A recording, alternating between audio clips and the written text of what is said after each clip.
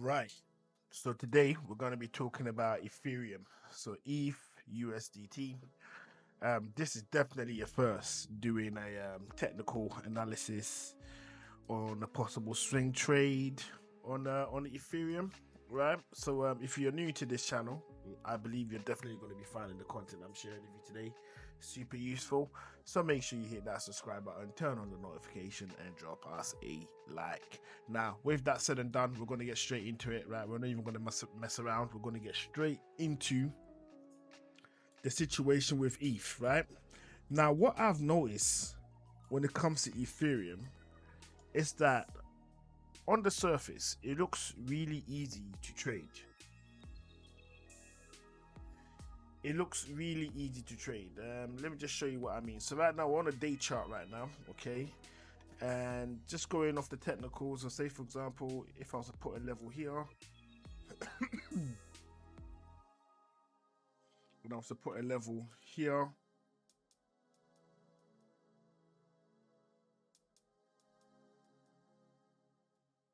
right? And I was to put a level here. Basically, what I mean, right, is that over time, I'm getting the vibe that ETH really likes to follow its resistance and support levels. Like, it really likes to stick to those things, which in my opinion leads me to believe that it is relatively easy to trade, right? Relatively easy to trade, because not all assets tend to kind of stick to a rigid resistance and support level. So it's like big institutions are making moves at key levels when it comes to ETH, right? So it just comes into these zones, and you can expect something. So for example, nothing really took place here, but I will expect price to come there. Same thing with this area over here, right? Where we have some form of a retracement is over here. Okay, so if you've seen that, you could have jumped in on that. Okay, we had the same thing over here at this location right here. Okay, and also as well in this area over here, we had a reversal. So price went down that way after tapping into it. So now we've got price going that way, which is cool. So we're just going to get into all of that right now. So let me just make everything just disappear, remove all the drawings, and then let's get back to what we really need to keep an eye on. So in regards to what we're looking at here, which is this move to the upside, downside, up, down, and then back up again, right? This is from 2020. So what I want to do is I want to get my anchored volume profile, and I want to drag it from, I would say, March 2020. So from March 2020 is where I want to basically grab the data from. And as you can see, this is kind of all over the place. I mean, so this right here is the point of control in regards to where most of the business is at the moment. So it's fair to assume there's a whole bunch of passive orders. So there's a whole bunch of people with limit buy orders that are sitting right here at, what level is that? At, let's say, around between $300 and $400 per ETH. So there are people that are really hopeful. They're hoping that ETH is going to come back down to this level. It could do, right? And then also as well, we have another point of control over here that you can't see because this one here is the main one. But once upon a time, this level 2 was the point of control. Okay, so as we can see, it ties in nicely with all of these zones over here. So you could have got it with a nice little entry there, ridden it all the way up. This would have been what, 2022? Okay, and we also have a point of control over here as well, right? So obviously you could have got in here nicely. This is October 2023, and taking it up here, that would have been really cool. So that's you picking up ETH at, say, $1,600 per ETH, right? Which is still really pricey, but that's what you could have got. So as it stands right now, ETH is right now above the high value area of the volume profile. So this area right here is the high value area, and these areas over here is the low value areas of the volume profile.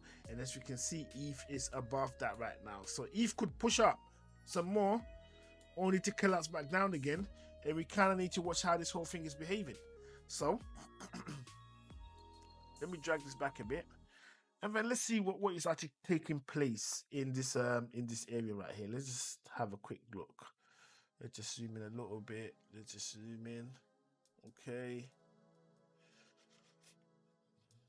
I might need to go into, say, the 1 hour just to get an idea what we have with this channel up here. So it's fair to assume we have a bit of a range. And obviously when we change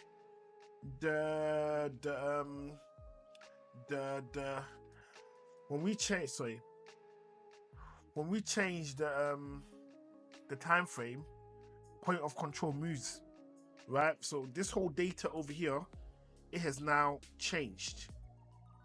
I'm not sure if you noticed that. So if I go to a day, we can see point of control is over here, all the way at the bottom, right? The focus right now is in this area. It's in this area right here. So if I go to the 1 hour,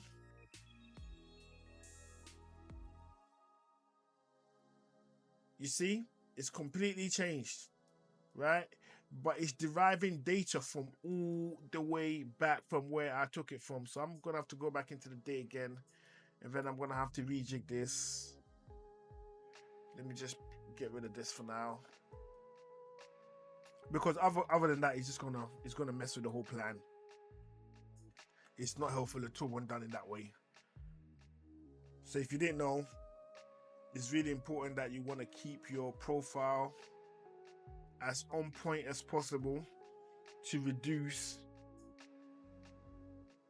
the probability of you making a huge mistake. Because remember, the mistakes that we make in this game are very expensive, right? They really do hurt if you get it wrong. Okay, so as it stands, let's have a look to see what's going on. What are the chances that price could reject at certain levels? Okay, so we're on a 4 hour time frame, because as good as the daily is, it actually isn't that helpful, right? It's not that helpful at all, and we're going to need to like just switch things around. I mean, if you're thinking of investing in ETH, right, if you're thinking of taking long-term positions in ETH, then you probably will want to look at it on a higher time frame, like the day where we was, right? Which means that you've missed quite a really good opportunity, which is this move here, right? But however, you're going in for the long-term invest, so you don't really care about this move. What you do care about is that in the long term, it's going to be going that way.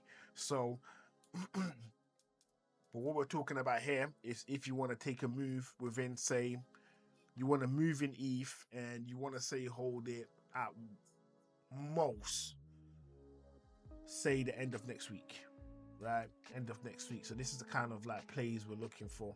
So with that said, we're gonna take a look at areas that is important and areas that not so much. Okay, so once again, and I've got some really good, because ETH tends to really stick to certain levels, right?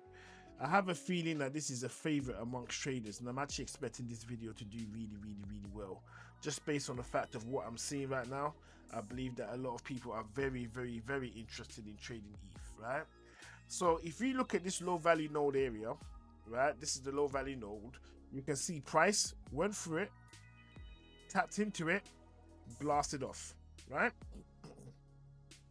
These low value node areas, which is a giant low value node area, price just ignored all of this moves over here and just went straight through it. Now, if I was to put the same thing over here again, we have a rough idea as to what ETH is doing and what we may want to consider, right? What we may want to consider.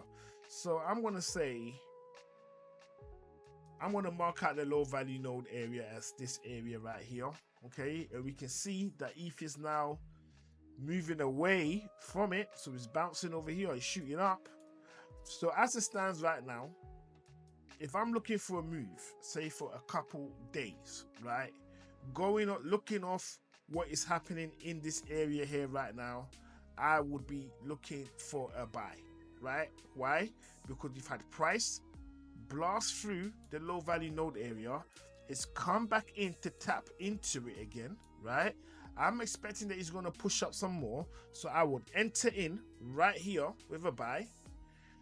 I will hold down here, so below these wicks over here, so down here will be where my stop will be,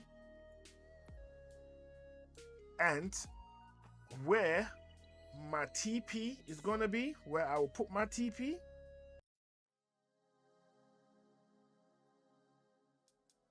or the sensible way of doing it, in all fairness, is use a trailing stop, because I don't know what it's going to do in this area over here.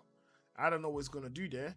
Is I will probably set my TP probably somewhere up here, right, where we have a lot of trade sitting, and that's because of this location over here. So what I'll do is I will probably set my TP in this area up here, right? And then I will trail my trade all the way in hope that I blast through this zone to get to the TP level.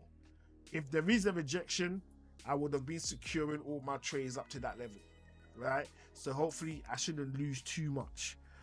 Maybe I don't get what I want, but I definitely walk away with something in my pocket. Do you know what I mean? So with that, that will be the move for ETH. So as it stands right now, I would basically behave in this area like this. I will look for a position here right now, right? That's me. I'm not telling you to do that. I'm saying what I would do, right? So I'll be tapping in at 2,520.88 cents. I will be locking that in. I'll be putting my stop at this level right here, which is 2,378.56 cents. That's where I would have my stop, right? My TP will be relatively ambitious, so I will have my TP right up here,